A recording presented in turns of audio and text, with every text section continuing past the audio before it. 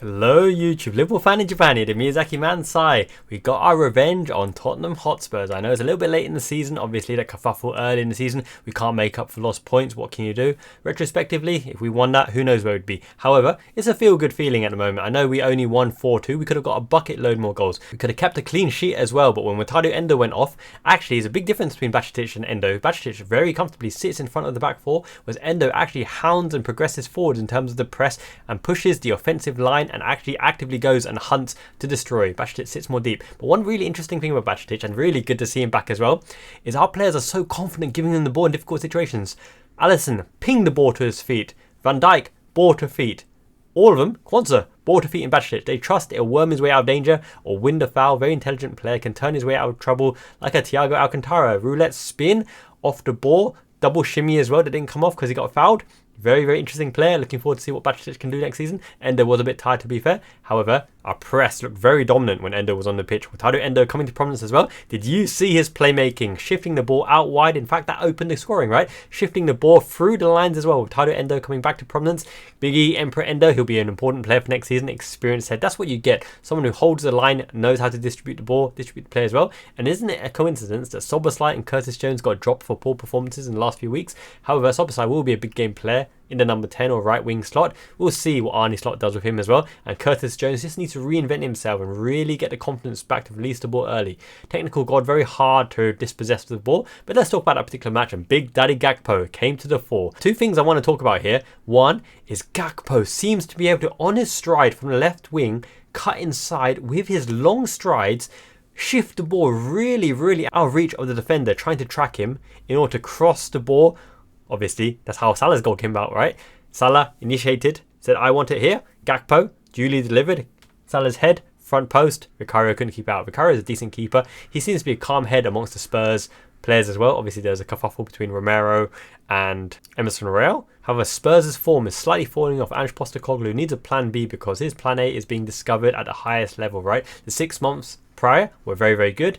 In the last few months, not so much. Son is like the final years of Sadio Mane. Sadio Mane was an absolute monster of a player. Go down the outside, go inside, shoot left foot, shoot right foot, a beast in the air. Son on his day can turn it on. He's got the skills and techniques as well. They always look to Son. He's the leader of the team. He's the captain. He's taking on the responsibility in the absence of Harry Kane. He jinked in between our players as well. His finishing is always good. His movement is always good. His determination, courage is always good. But sometimes nowadays, he's a bit leggy. The lag, it catches up to his body, right? And the determination, for all it's worth, he just can't do consistently what he used to do. But when he's on fire, when he's on form, when he's feeling it, when he's got the goal, wow, what a heck of a player. Him and Sadio Mane, the upper echelons, top tier of left-wing footballers in world football in the last few years. But while Big Daddy Gakpo, new Daddy Gakpo, started at centre-forward position, his transitioning with Lucho Diaz caused absolute chaos because Cody Gakpo is very, very comfortable taking the ball on the diagonal half turn as well. He can shift until he cuts inside at the right moment. And as I mentioned, with stride, it's hard to catch him as well. If we have a Robertson overlapping, then it causes concern for the opposition because what can you do, right? It's a double threat. And on the other side, it's a triple threat with Elliott going around the outside and Salah cutting inside as well. Now let's have a word for Darwin Nunez here. My goodness. I don't like what I'm seeing with the fan base. We won 4-2. I know it's a meaningless match. He only came on for cameo. His confidence is a bit shot as well. He's a big money player of high potential, but in his mind, right, he's still adapting to the English game. His English dealings come on leaps and bounds. He tried to learn Jurgen Klopp's pressing. He's trying his best. He's not for lack of effort. He gets into the right positions. We have a better goal metric with him on the pitch. My goodness, have you seen his goal scoring? Darwin Nunez got 11 goals and 8 assists this season. Come on, guys, back your player.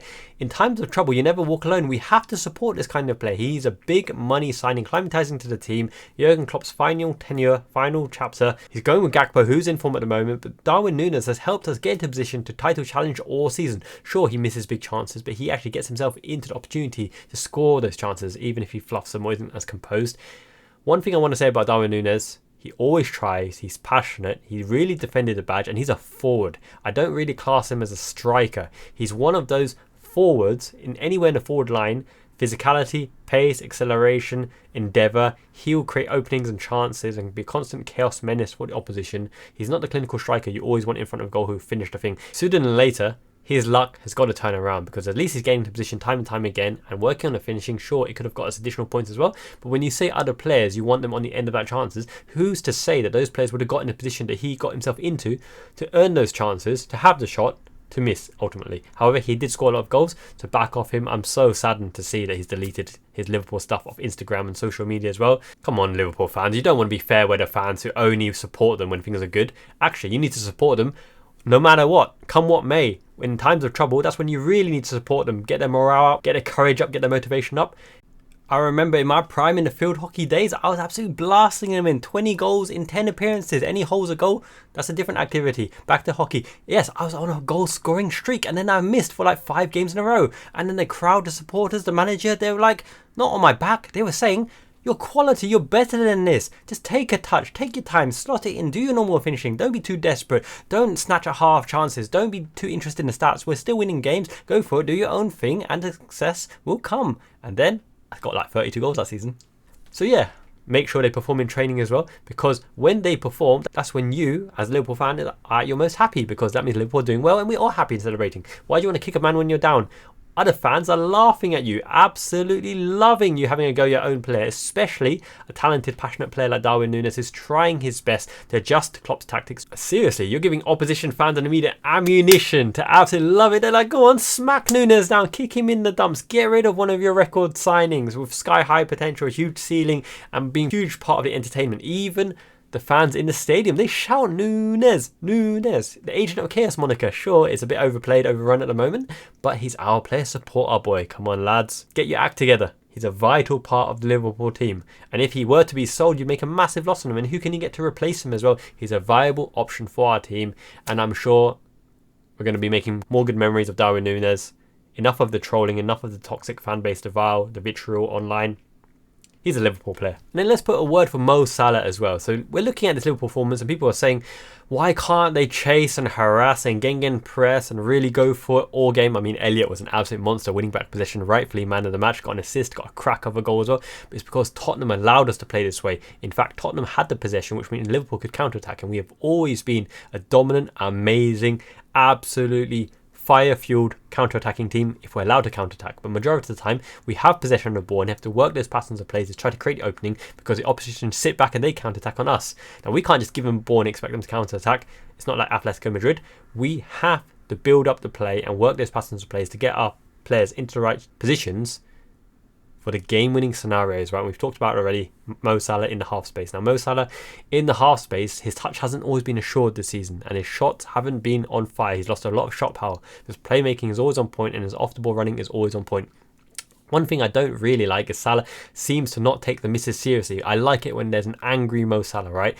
Angry, lift, to smack it down. When the chance is missed, frustrated himself, give it your all. Next, really be twitchy when the ball comes. Nail on the first touch and then do your magic. Salah in this particular game had that. The first touch was on point. His decision making was on point. He had his head up looking for the right pass or the chance to shoot as well. And I'm very glad that he got his goal. He needs 2 more goals, I believe, in the final 2 games to get to 20 goals. And actually, I'm quite confident he will do, because his performance looked very good. He's put the scuffle with Klopp behind him, and he's a high metric player. But the only question mark going to next season is, do you have this form of Salah? And I will make a video. Is Salah really world class at this point in time to justify the wages for that slot position? Or do you keep him because you need that model professional and that continuity? With a new man coming in, you need those senior figures to help you transition before you implement your style of play as well. There's a lot of decision making to be done in and around Mo Salah, and ultimately it'll be a club and Salah decision joint, because you can't kick him out and you can't sell him unless there's a buyer, and even if you sell him, you've got to get an appropriate fee. Okay, so we'll talk about it another day. But I'm glad Salah performed well in this particular match. But Harvey Elliott, my goodness, I backed Harvey Elliott since day one because he really wants it. Even though Fabio Borini said this, it's like knife between your teeth. We never saw that celebration with Fabio Borini because he hardly ever scored. But Harvey Elliott always tries, absolutely tries to make something happen. He's a responsible player. He tracks back. He absolutely gives it his all in the press, in the pushing, won the ball back. has beautiful understanding of the game and game IQ. He will transition into a Bernardo Silva, David Silva type player, a Juan Mata type player. These silky, diminutive, left-footed, playmaking wide players who can play centrally, who can play in the channels as well, because ultimately he's a cracking player and his shot is phenomenally powerful considering his size. And I love it when you're on the 90-degree perpendicular, which means you can absolutely willy through the ball. The harder you hit the ball, the more it's going to curve. The more it's going to curve, the more it's going to bend in towards the goal, which means likelihood it's going to go more towards goal than it is away from goal, as long as you're on a perpendicular 90-degree angle. And Mo Salah, being a left footer from right-hand position, knows the type of ball that he wants to shoot, which is why he waited it perfectly for Elliott to come on to, keep going into his run, and then wow, that finish. But I'm going to give you a little downer here. If Salah was a bit more brave and didn't turn his head, I'm sure Salah could have taken it in the face and stopped such an amazing goal. However, he didn't. So, Harvey Elliott, cracking goal. Good enough for goal of the season? Don't know yet. And I really liked how Quansah came to prominence. He's put the Man United setback behind him, that Bruno Fernandes long-range chip, and he's stepping out of defence again and again. He's not afraid to do a Cruyff turn. He's getting his way out of danger. He's hitting it back to Alisson Becker. He's hitting it across and switching transition. Quansah looks like a supremely confident player, and this is an attribute that Virgil van Dijk has always had. And Van Dijk being confident and assured at back, sweeping up behind him, because he's not the aggressive front-footed pressing player. He's leaving it up to Quansah, and Quansah's winning majority of the balls on that press as well. And he's being very good in the air and very dominant and switching the ball very, very well. And Robertson's shown he has the legs, he has the heart, the desire, the passion. And we've actually found a new striker. When Robertson uses his right foot, it always ends up in the back of the net. When Robertson uses the left foot, it always ends up over the bar or wide or at the keeper. We need to get Robertson in goal scoring positions with his right foot. And one thing that allowed us to really, really dominate this match, and I've been calling for it all season, because of Pep Lijnders' decision to invert Trent into midfield. Trent stayed wide. Trent stayed wide right. Trent overlapped. Trent was in the half space. Trent transitioned into the Salah space. Trent went into the right side of number 8. Trent went into the wing back role. Trent defended deep on the right back slot. Trent covered for the right side of centre back before transitioning, overlapping around into right midfield slot. Trent was a marvel, a wonderful player. Technicality at its highest level in terms of receiving it, playing it. Vision around the outside to Salah. Switch across to Lucho Diaz.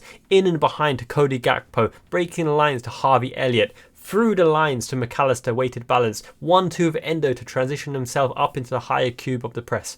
It was fantastic to see. I love Trent in a right side position, and he defended pretty damn well as well. Trent, Bow, what an amazing match. What an amazing match. And that's why I wanted to see Trent in a right side position and not always inverting or quarterback position, because even though it opens up the field of play, that's an actual misnomer. Because sure, in the middle, you can go both ways, but why not on the right hand side? You can still go down the line and go to the left.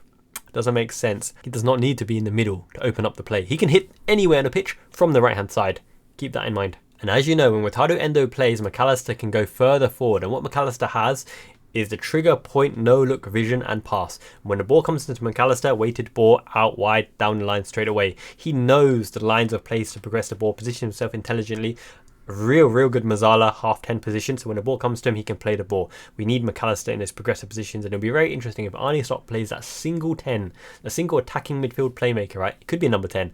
I know Szoboszlai isn't really number 10, attacking midfielder, shadow striker, half right wing space.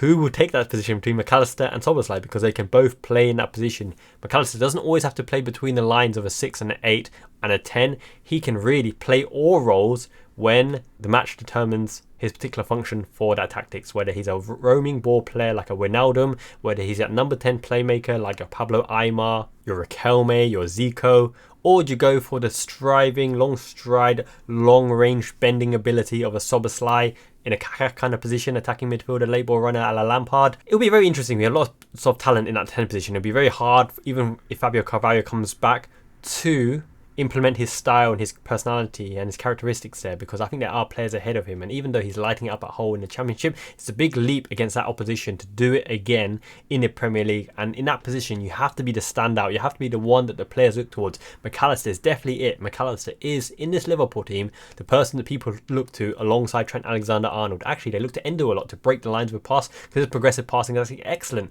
They look to Van Dijk to ping the ball across, because his passing is excellent. Actually, Quansah, they look to Quansah and give Quansah ball a lot, because his progressive passing is excellent. Alisson Becker, did you see that right wing half volley ball out of feet? Bang! cut it straight to Salah on the right wing, and off we go as well. We have so many game-breaking distributors in the team that it's so disappointing that we haven't hit the accuracy metrics and the heights so often, because that's one of our major strengths, back to front, which is why I really, really am encouraged by Arne Slot's system. Because even though he keeps possession at the back, have you seen the stats between his transitions from back to front? Now, so many channels have covered Arne Slot's tactics, what to expect, why he's different than Ten Hag and everything like that. But what I really, really want people to understand is the excitement between the possession at the back and the transition to the front. Klopp takes his time at the back until an opening presents itself. Keep working ball around and around till the opening presents itself. Slot does not wait till the opening presents itself. He works the opening and makes the opening happen by the passage of play, and that's what I really want to see next season. That is my biggest expectation of Arne Slot. I want to see his ability to make the players in front of him, the midfielders, the wingers, the number 10, the striker, move laterally to work the openings, to move the ball forward at pace with transition. I don't want to probe until the opening and hit it. I want to see the players make the opening and hitting it without waiting too long. And the good thing is we have players like Endo and Harvey Elliott who are constantly scanning. Bajcetic does it as well. McAllister does it as well. They're always scanning, always on the toes and twitchy. When the ball comes to them, they know what to do straight away. Now this is something I want Szoboszlai, I want Curtis Jones, and I want Gravenberch to do, because they need that touch to get themselves into position before they release the ball. Now they have huge quality and attributes, especially Gravenberch, who's really hard to dispossess, really good against the press, can turn his way out of trouble. Szoboszlai as well, very good distribution, very good wing play. He's good on the half spaces, on the wide positions as well. Great shot, great cross as well. Curtis Jones, he's got the techers, he's two-footed, he can turn his way out of trouble, he can pirouette, he can be deployed anywhere and retain the ball in possession. But I want them to have that defined characteristic that allows them to shine in this Liverpool team and not just be a cog. Szoboszlai at the start of the season was breaking the press with dynamic run, similar to Gravenberch, leaving Rodri on his ass to getting us the equaliser, Trent Alexander-Arnold against Manchester City. Curtis Jones can shoot, can playmake, can break the lines with a pass, but he doesn't get your playmaky silky assists at the moment. He's too safe.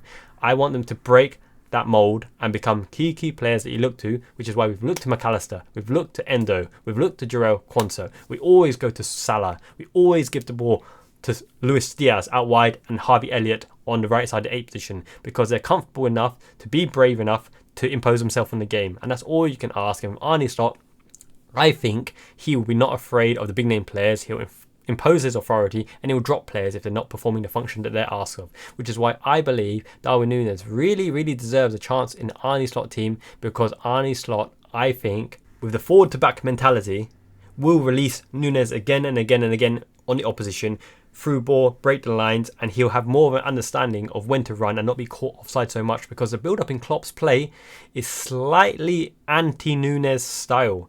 In that, I mean, we just don't hit him quick enough. And by the time we do release the ball to the Nunez, he's offside because he's not the best at bending his run. But if you were to play the ball earlier, rely on his pace to get the ball to him. And which is why I really want to see him given a chance with that number 10 behind him to slip him in. That Harvey Elliott, that McAllister. Hopefully Szoboszlai can pick up that piece as well. Fabio Carvalho can do it as well. Diogo Jota can go in that position. Cody Gakpo can transition into that position. Even Mo Salah's playmaking from the right half space into that 10 space can slip Nunez in. Let's give it a go. Let's back our player.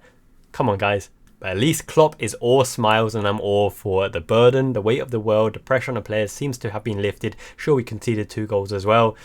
We still won. We beat Tottenham. The pressure's on Ange Postecoglou. We can't really achieve much more this season except from good performances, feel-good factors, and let's serenade Klopp in the final moments. Let's not give our players toxic vitriol and flame and hatred online. Let's show what it means to be a Liverpool fan. Just celebrate in style. The new season's coming. A new manager, a new change, exciting times. Big transfer window, I'm sure, because Hughes, Edwards, Arne Slot, they all want to make an impact, make a difference, and Slot will need the tools to facilitate his function and his formation, and Edwards and Hughes will show that they can stand alone without a Klopp at the helm. And additionally, I'm sure Edwards' list is massive. He's probably got so many wonder kids, and I did say I'll make that winger video. I'm going to do the winger video on players under 26 years old, and including wingers that you may not have heard of. Eredivisie, J-League, Ligue 1, Portuguese Liga, La Liga. Lots and lots of talent to be unearthed. You don't always need the big name players. In the last video, I named some that could come in and make an impact straight away, and especially those with an arrow of a shot. I don't like this bending shot,